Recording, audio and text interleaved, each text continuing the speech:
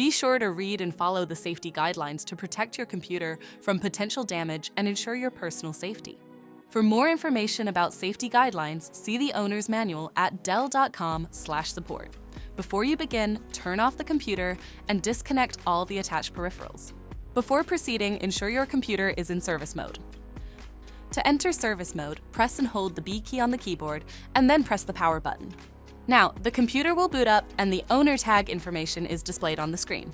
Press any key to proceed. The computer will emit 3 short beeps and shut down, indicating it has entered the service mode. Loosen the captive screws holding the base cover in place. Using a plastic scribe, pry the base cover from the palm rest assembly, starting at the top edge and working your way around to release it from all sides. Now, lift the base cover from the palm rest assembly. If your computer is unable to enter service mode, disconnect the battery cable from the system board. Identify the wireless module and remove the screw. Unlatch and remove the 2 screws.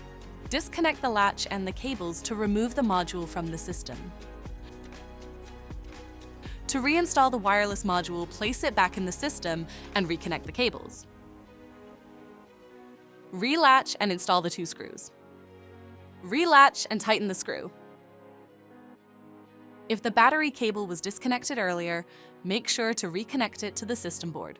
Next, align the base cover with the palm rest assembly and gently place it into position. Tighten all required screws to secure the base cover in place. To exit service mode, connect the AC adapter and press the power button. Please note, the system will only power on and exit service mode if the adapter is connected. For more information about your Dell system, visit dell.com/support.